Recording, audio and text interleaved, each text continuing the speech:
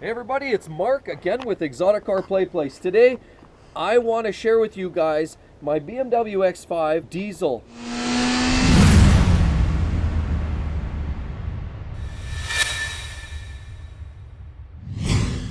And these cars were made from 2007 to 2013. I want to share with you the long-term owner's experience. A lot of people talk about how good it does in the moment or how it drives when it's new. I've been sharing a lot of my experiences from the repairs and the issues that I've had, but I want to talk about an overall driving experience. I want to tell you, kind of explain to you what this car is like to live with after owning it for several years. Overall, some of the things I like about it, some of the little things that I don't like about it. I'll share with you some of the specifications and we'll go from there. This is really overall a really great vehicle. I really have loved this vehicle for the time that I've owned it, which is about 5 years now. This here particular model happens to be the 35D. That's the turbo diesel engine that comes equipped in these cars, producing about 235 horsepower and about 380 foot-pounds of torque, propelling this monster. It's the torque that really gets this thing boiling. The horsepower is nothing really to write home about, but when you're talking about the actual torque, when you put the hammer down at, kind of your mid-range power, I have to confess, this car is a lot of fun and can actually blow away a lot of sporty cars. This thing does a great job of eating up lesser vehicles, and you don't have to burn the bank with trying to, pay for the fuel to do that. This thing actually goes, and again, so that brings me to the next point. Fuel economy. Because we're talking about the diesel, this uses more or less regular diesel. It's relatively simple thing to fill up. It's it also uses the DEF fluid, which isn't really that great, but the DEF fluid, the diesel exhaust fluid, is typically only added when you do an oil change. There's enough capacity in the system to allow you to go between oil changes without having to add DEF fluid. But should you need to add it, I can create a video for that too if you'd like to know. But either way, it's actually quite straightforward to add the DEF fluid should you need to do that. There is actually, coincidentally, an alarm on the dash that I've seen once that will warn you when you're getting too low on the mileage when you're running out of DEF fluid. So that's kind of the beginning of this. So because it is a diesel, let's talk fuel mileage. Well, I mean, you could talk about what the books tell you and what all the, all the critics are talking about, but I can tell you in the last 4 to 5 years that I've owned this vehicle, consistently on the highway, this thing yields about 7 liters per 100 kilometers on the highway, and it does quite a bit less, probably 11 in the city. I would say about 11 liters per 100 kilometers in the city. So what does that mean? On the highway, you're looking at 35 miles per gallon. In the city, you're probably 20 plus miles per gallon in the city. So it actually does very well for a vehicle that houses 7 people, because this one does have the third row seating. It does very well, has all-wheel drive, lots of space, lots of power, and all of that with that kind of fuel economy. That's one of the specialties of the diesel engine. So let's talk about the next thing about this. Let's talk about all the little things that I loved about it. Okay, so I'm going to open the vehicle. You can see that. It has the comfort mode. I didn't need to use the key. I didn't even need to unlock it with this, although you can. See, it locks. I don't even need this. I didn't touch a button. Look. See, it unlocks like that. I didn't touch a button. So that's one feature I really love about this car.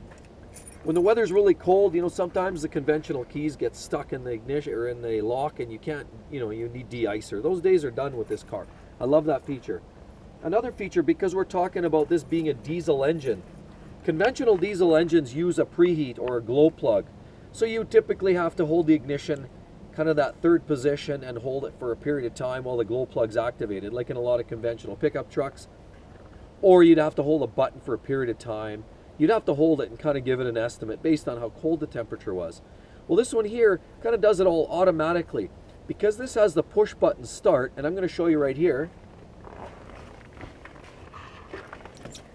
This has the push button start. I don't actually need to use the key. As long as I got the key in my pocket, I put the foot on the brake, and then I come up here and I just hit it. One tap. Now you'll see preheat.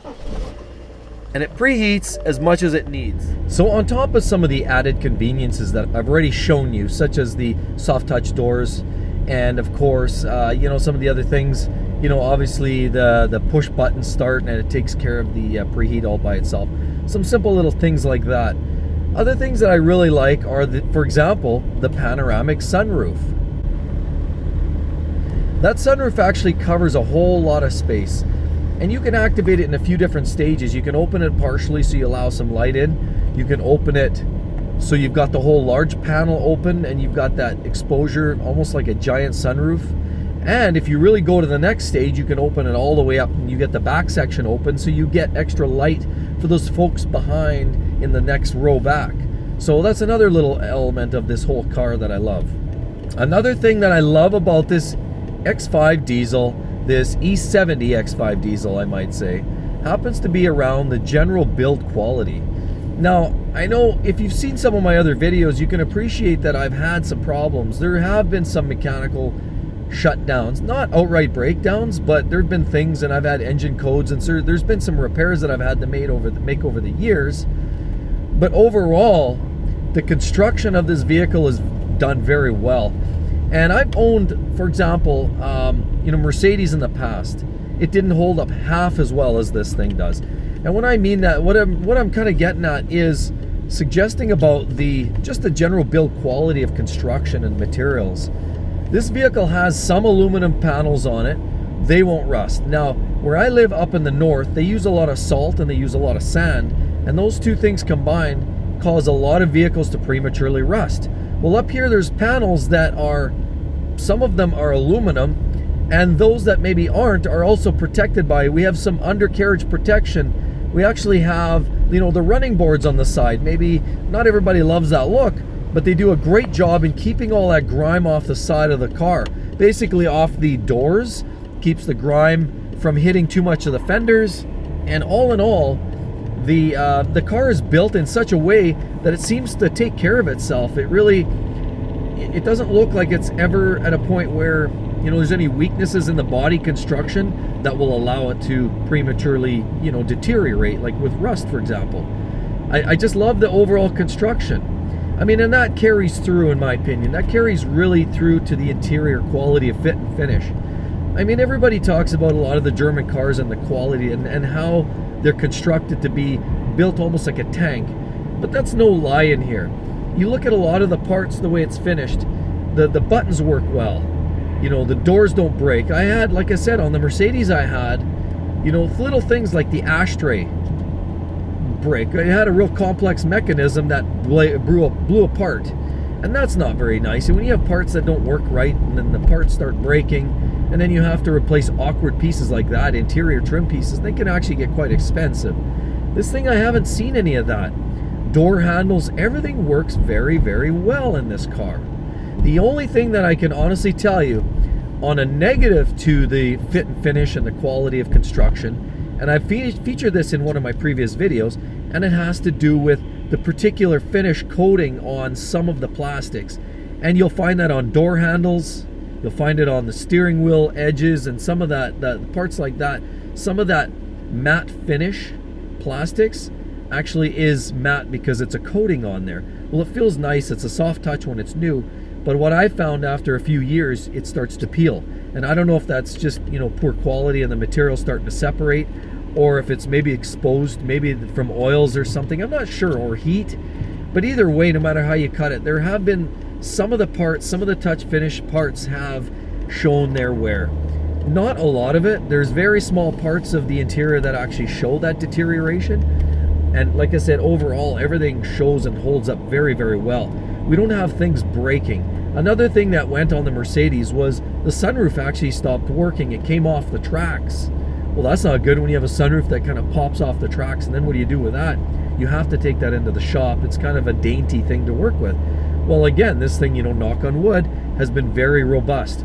There's nothing I can say in terms of quality of the construction of the body and the interior that is really worth complaining about. It's actually holding up very well after owning this vehicle. This one that I'm driving actually happens to be a 2009. So it's not only that I've owned it for 4 or 5 years, the vehicle is actually quite a bit older than that.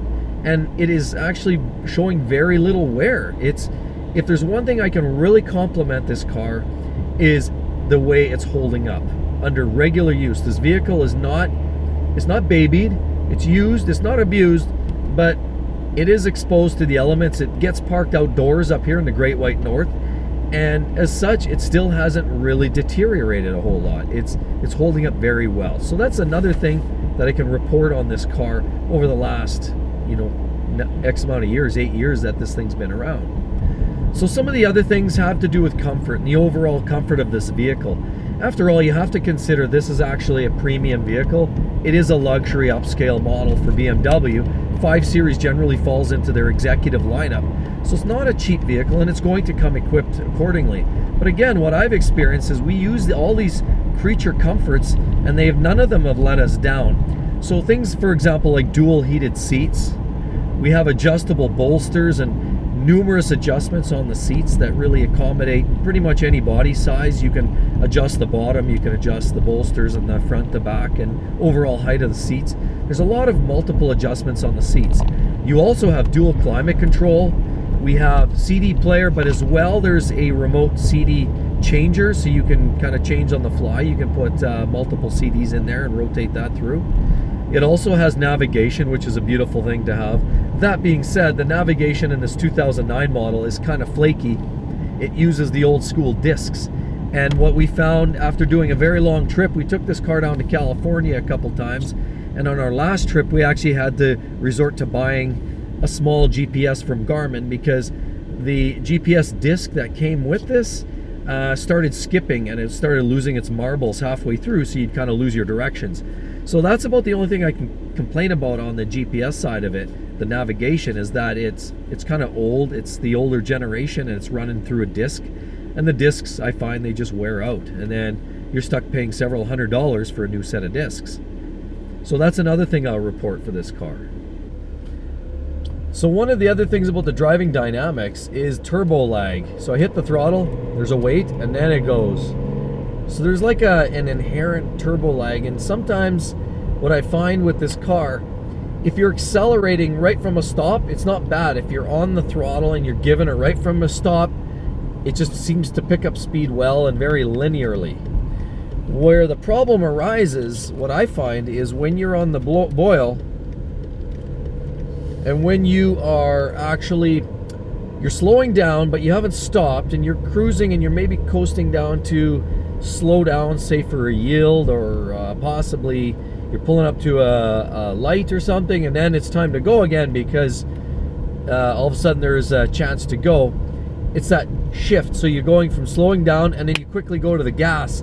It almost seems like it chokes out. There's a heavy turbo lag at that point, where it seems to transition from coasting, and where the turbo is probably stalled, to where you're trying to get back on the throttle and get enough load on the turbo.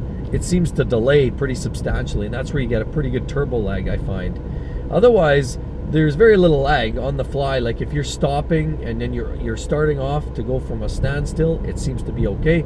It's just when you're transitioning from kind of a coast, slowing down, and then dipping back heavy into the throttle, trying to get back going, accelerating again, there's a strong turbo lag there that you notice, and it's a little bit annoying, but just something you have to cope for and take into account for if you're passing or trying to get in through busy traffic.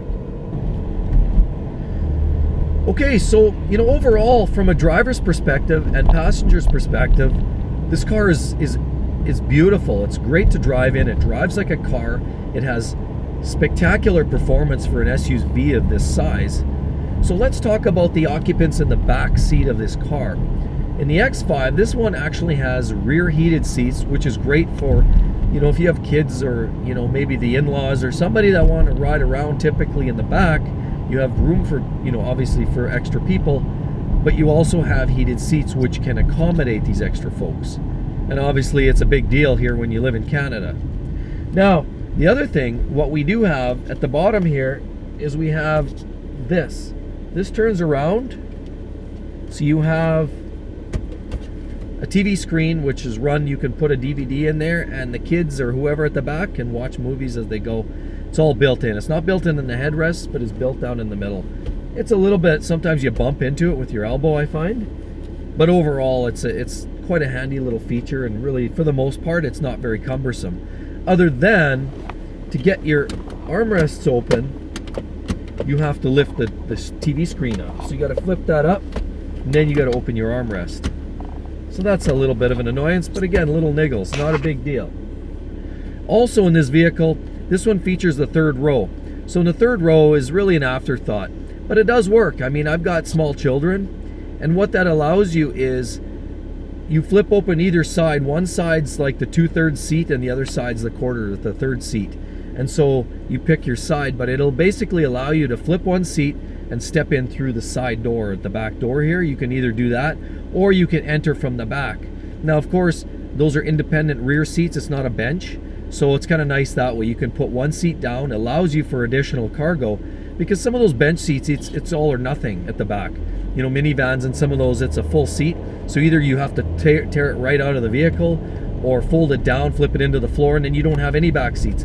This one, if you only have that, maybe that 6th passenger, it still allows you a bunch of luggage space back there. Say you're taking a long trip somewhere and you've got a few pieces of luggage you want to bring with you, it still allows you to do that and carry that 6th person. It's not just a convenience seat.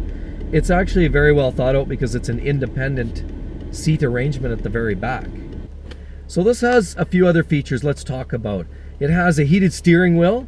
It also has that configurable button, so you can alter different settings from the push of a button on the steering wheel. You can be altered, you know, change your radio stations or different features. You can set that up in your iDrive. And on that note, the iDrive system is the next generation, which is better. If you've seen my videos, I've also got an E60 M5. It happens to be a 2006. It's got the older generation, and it's not quite as nice. This one's a little bit revised. It operates a little faster. The old one in the M5 I find a little slow and laggy. But on top of that, it also has some other cool features. Obviously, we have you know, simple things like cruise control, which work great.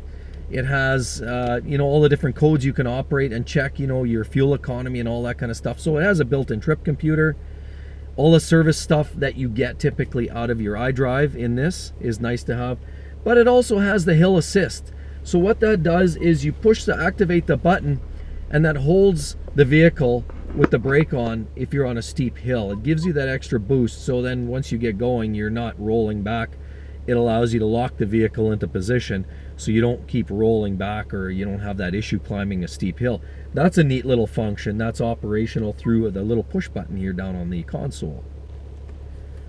So then let's move on. Obviously, the performance is awesome. Some of the creature comforts are great, and I know, and I can honestly tell you, the creature comforts, the quality, the fit and finish is second to none. I mean, some would argue maybe Audi is better. I don't know. Like, this BMW is very well appointed, very well finished, and holds up very, very well to the elements in regular use. But let's move on to other things that I've experienced and I'm not in, you know, mad love with. Part of it is we have the run flat tires in here. Now, while that's good for some people that don't like getting their hands dirty, I find that's a problem here, because what you have is, and I've actually taken on a nail where they had to replace one tire, but they won't change one tire. Most dealers or vendors that I found will only change a full set. Well, that gets very expensive because one nail. So I found that a bit of a pain in the ass, but I'll be honest, I did find somebody locally that will do that for you and just do the repair, but it is recommended against doing that repair. Since then, I've also changed a full set of tires, so that was temporary anyway. But know this, that run flat tires come typically equipped in these cars, and they're not all that great in my opinion, unless of course, you know, you're that person that couldn't be bothered changing tires on the side of the road. You just want to get that call, get home, do whatever, but it's going to come at a cost. Just know that. The other thing is, we've had a few failures, and let me just clarify some of those failures in the 4 or 5 years that I've owned this vehicle. So what have I done to this vehicle? In summary, I've done 2 sets of tires. We've done a set of brakes. We had an engine light because of broken vacuum lines. We've had an EGR valve go on us. We've had glow plugs just recently went on us, so we had to upgrade and put new glow plugs in here. That comes at a cost. And we've had other codes because, and if you saw a video I posted there around Christmas here this year, this has happened to me a few times now. When you hit about 30 below, the DEF fluid freezes up and you get an engine light. So what you typically get is a high reductance pressure code, and that really is no way to fix that other than thawing out the vehicle. So we had that a few times pop up. So you do get some nuisance engine lights from this vehicle as well. We've had a share of, you know, failures and moderate breakdowns. Nothing significant, fortunately. You know, everything runs otherwise very, very well. The engine runs very nice. The transmission does a great job with the 6-speed. And of course, coincidentally, the newer variations come with an 8-speed transmission, but this one has the old 6-speed, which seems to be suited quite well to the diesel engine, which has a broad power band. So it works well. So all in all, that's really just what I'm talking about here. It also has a backup camera and a lot of other host of safety features too. Of course, airbags everywhere. It has the beeping elements at every corner. But of course, this is the older generation, so we still don't have lane departure or any of those type of features. But it is very well equipped with lots of safety features, lots of comfort features. And all in all, with the type of performance, this vehicle can fit every need, from, you know, basically poor driving conditions to hauling the family around to soccer games to virtually any kind of activity you can expect. There's lots of room in the back. All the seats can fold down. That's the other thing. The third row folds, but also the second row can fold down, and you can store some really big items in there. So that's another really great thing that I loved about this car. So everybody, I hope you liked my overall long-term experience with the E60 M5. I want to share with you some of the basic statistics and specs on it, which, you know, I mean, I know you can find them online, but I actually in the real world found to verify some of the fuel mileage. The power numbers are there for sure, no question. This thing is very strong. I wanted to share with you how the vehicle overall is holding up. I also wanted to share with you some of the issues that we've had over the course of the 5 years that we've had the vehicle. But in summary, guys, I hope you enjoyed the video. I just wanted to kind of point out some of those deals. And do make sure you like, share, and subscribe. And I hope you come back for the next one, guys. Please do leave your comments below. Let me know if you've had any other issues, or what is your take on the X5. I personally feel it's one of the best SUVs I've ever had. That being said, if you're looking for that hardcore off-road four-wheel driving machine, this one isn't it. The X5 really is made more for poor road conditions, such as, you know, the snow and the sleet and the rain. Very sure-footed that way. It's not made for the big hill climbs and the Jeep jamborees. So if that's what you're looking for, you won't find it here. But if you're looking for, you know, sure-footed, good driving, you know, ability in poor road conditions and can haul the whole family and everybody else around, this is your ticket. So please do leave a comment. Hope to see you on the next one. See you guys then. Bye-bye.